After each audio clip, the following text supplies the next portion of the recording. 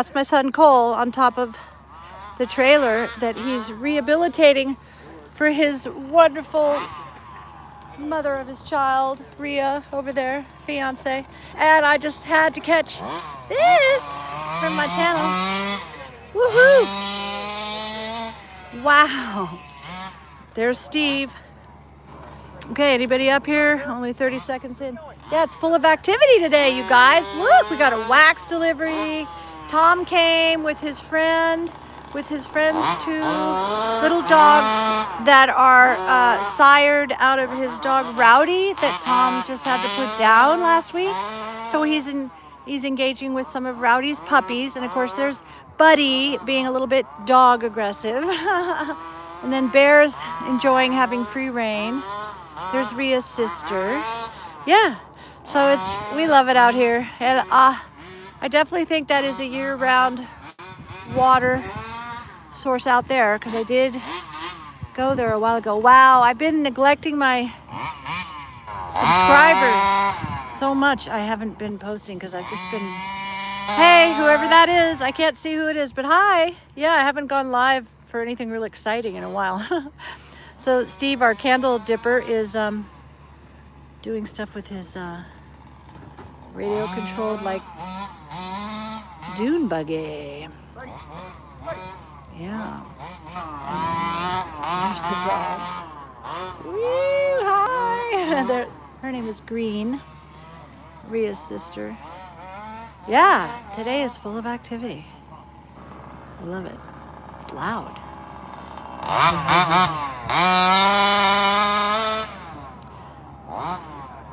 Yep, some days nothing happens here, but there's always candles being made.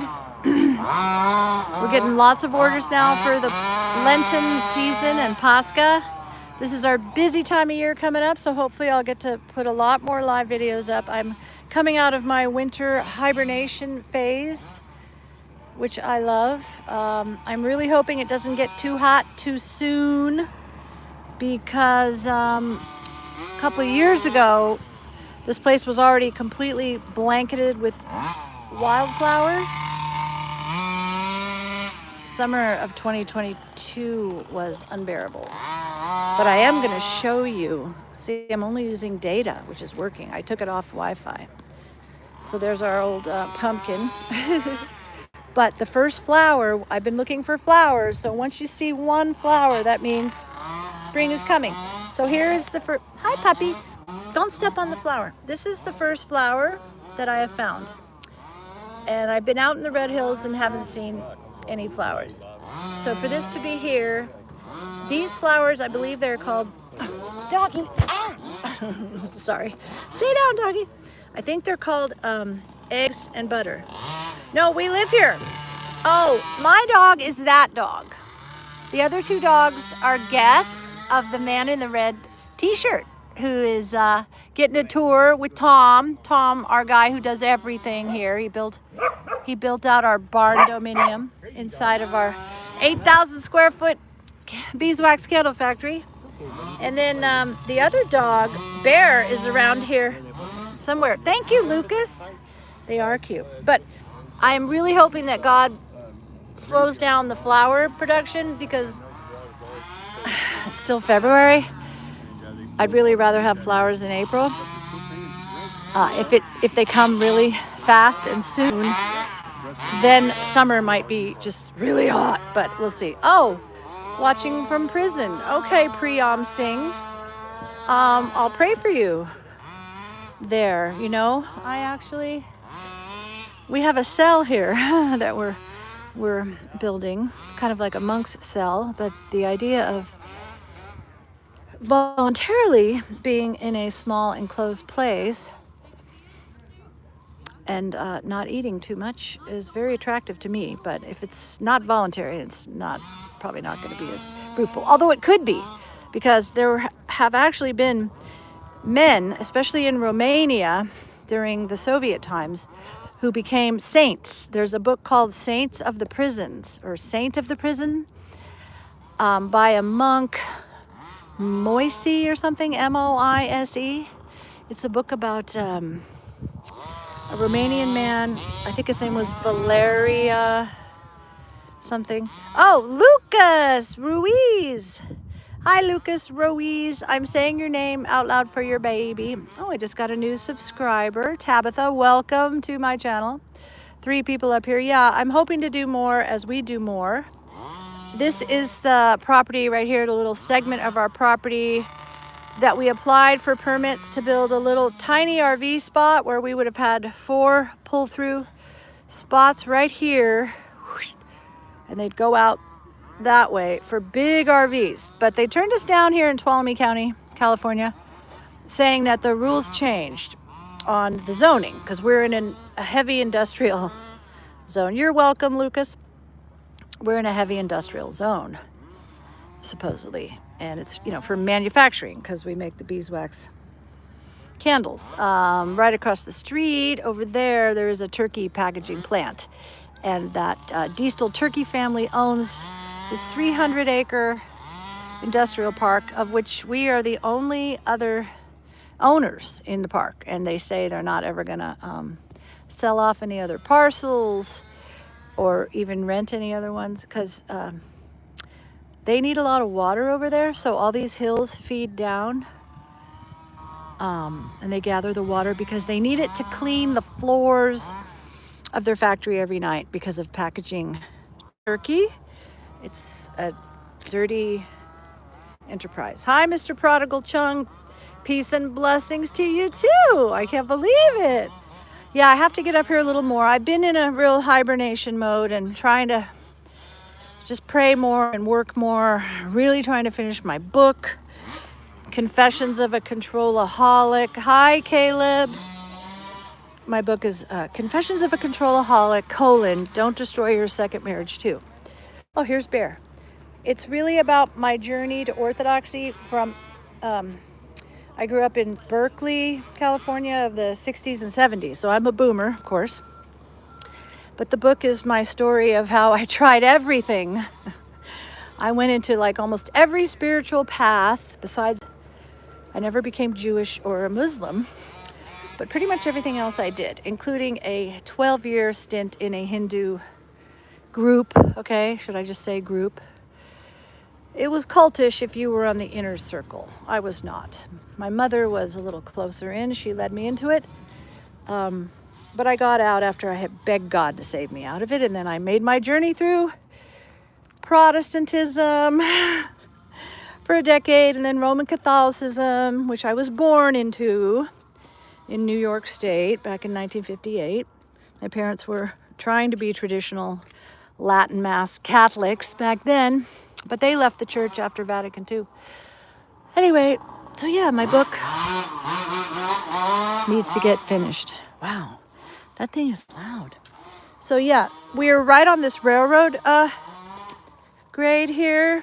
So it's Sierra Pacific Industries is a sawmill that my youngest son, Asa, who's 25, who wears an Orthodox cross and crosses himself in the Orthodox manner, but hasn't really moved all the way into the church yet. We're praying for him and his wife and 2 beautiful grandkids. Oh, hi, Christopher. Hello.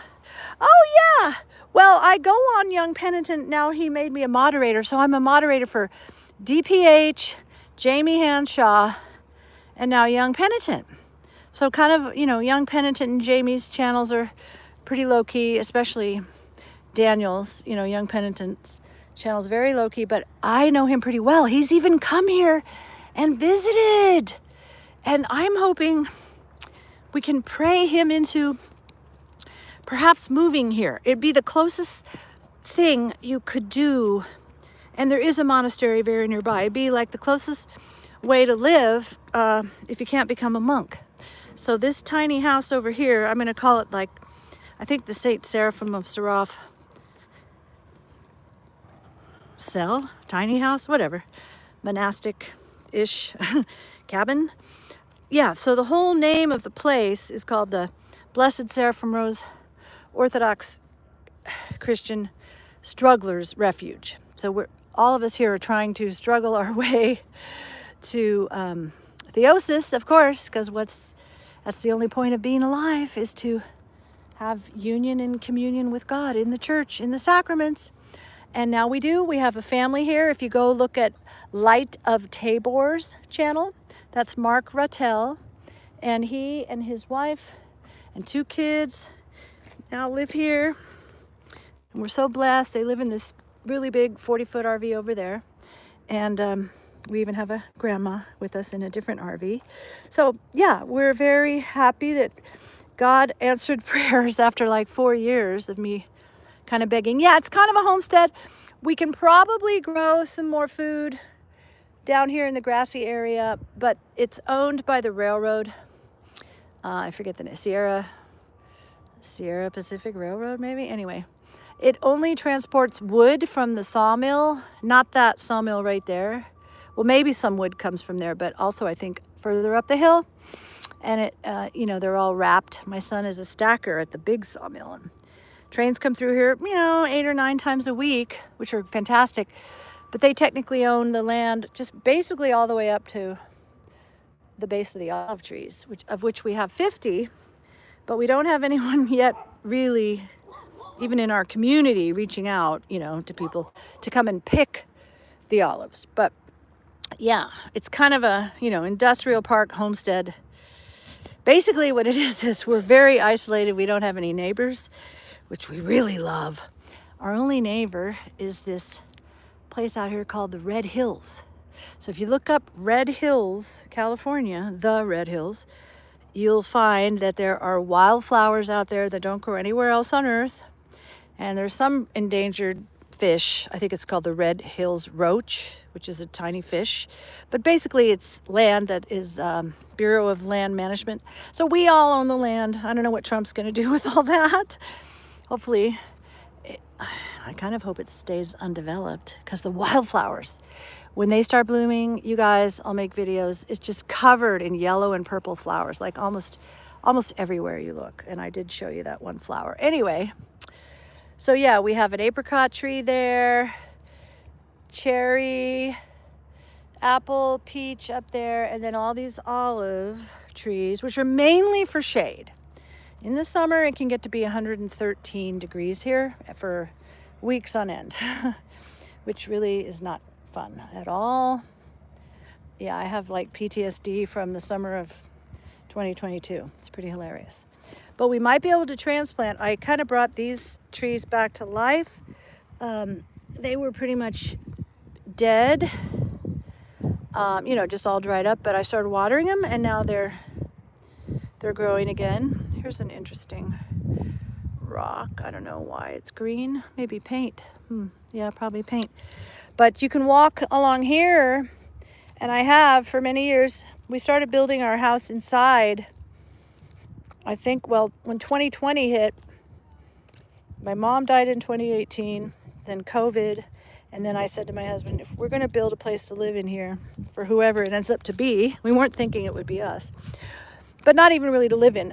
It's got a 1,000-volume Orthodox library and a ballroom for priests or whoever, nuns, experts could come and give Orthodox retreats, Orthodox talks.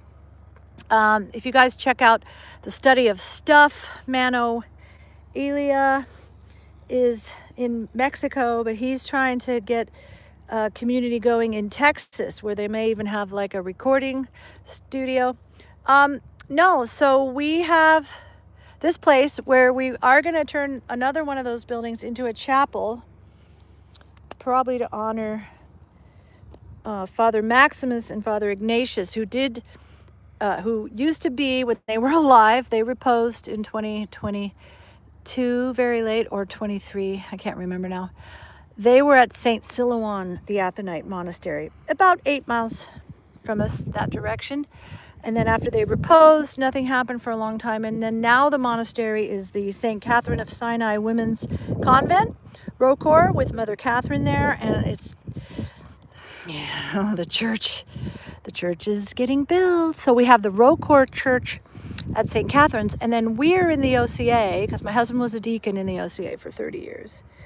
I can become Rocor after he reposes, which could happen. And I may end up becoming a nun finally, which was the plan earlier. There's my son Cole. Say hi to the people on the live stream. That's my son Cole, 27, praying for him to become Orthodox, and his lovely fiance Rhea.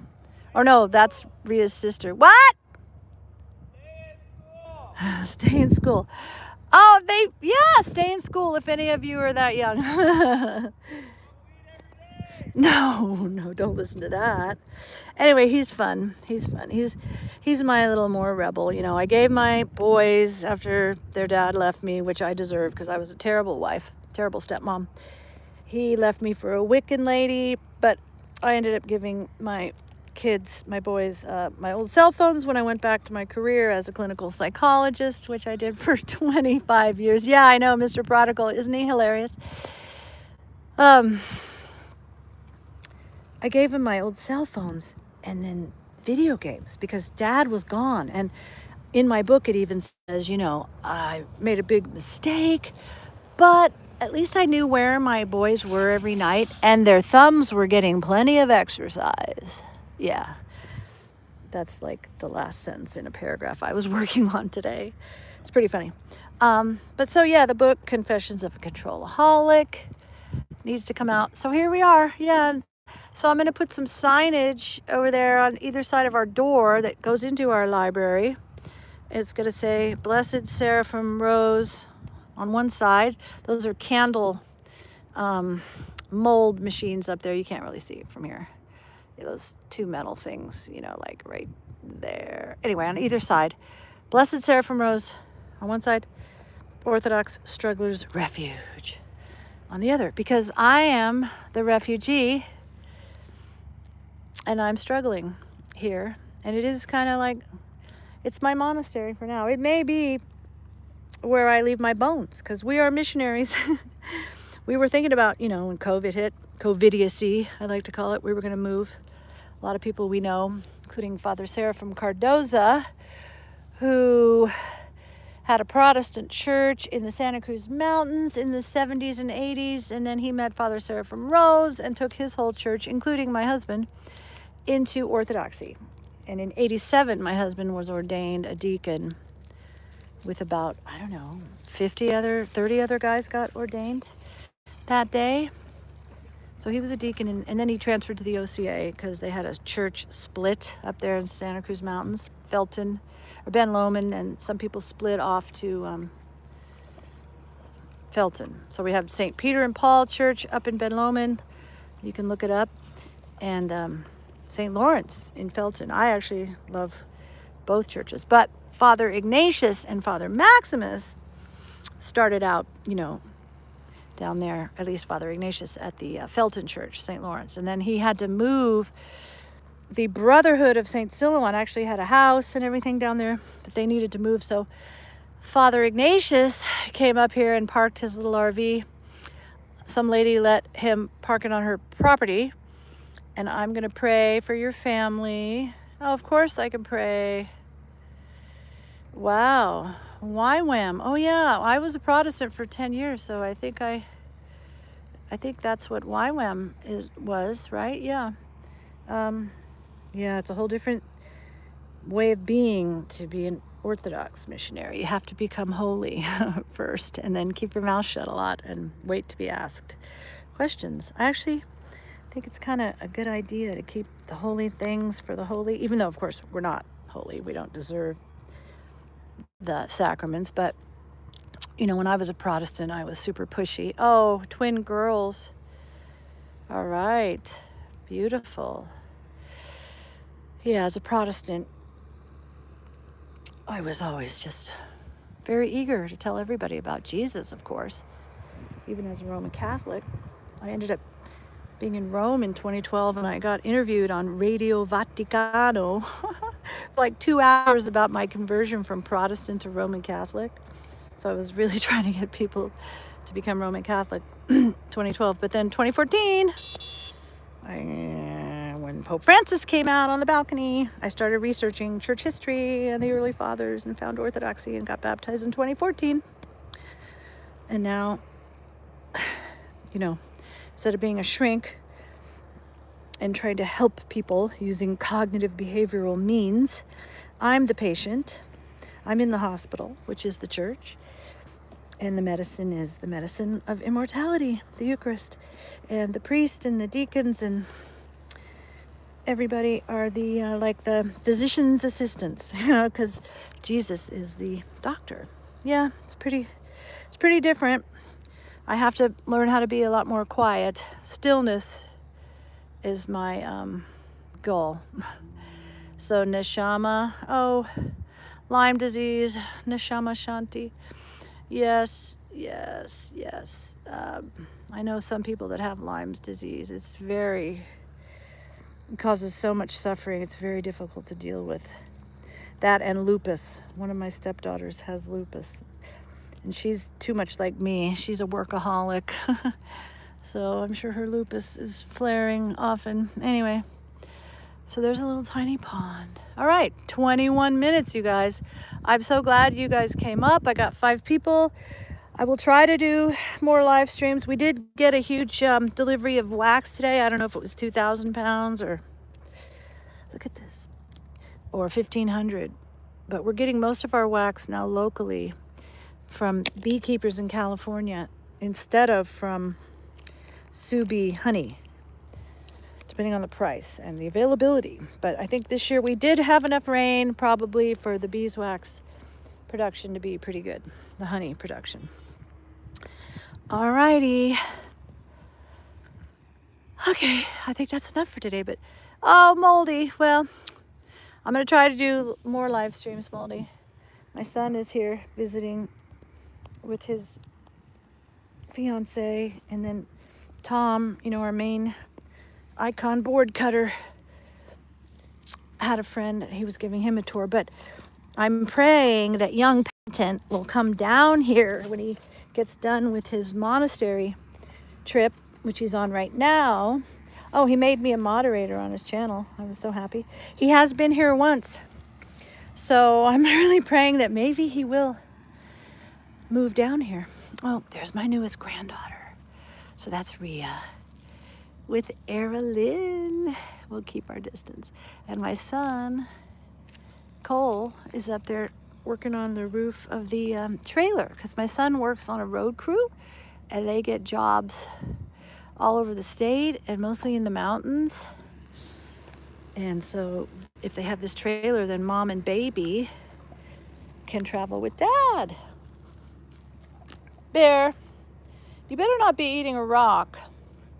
The Moldy won't like that. Or Dr. Crispy. What is that? It's a bone, but it looks nasty. All right. So I'm so glad you guys were here. And like I said, I'll try to do, well, it's not going to be hard to want to do more live streams when spring comes. And then, we have the planetary alignment of 7 or 8 planets on February 28th. And we have I think it's a total lunar eclipse on March 14th. So that'll be fun. Okay. I'm praying for everybody. Pray for me. Pray for God to let us do something with that little piece of land over there for housing, for co-laborers. And maybe God will send somebody, who knows woodworking and can cut boards, but wants to apprentice in the icon shop. All right. God bless everyone. See you later. Amen.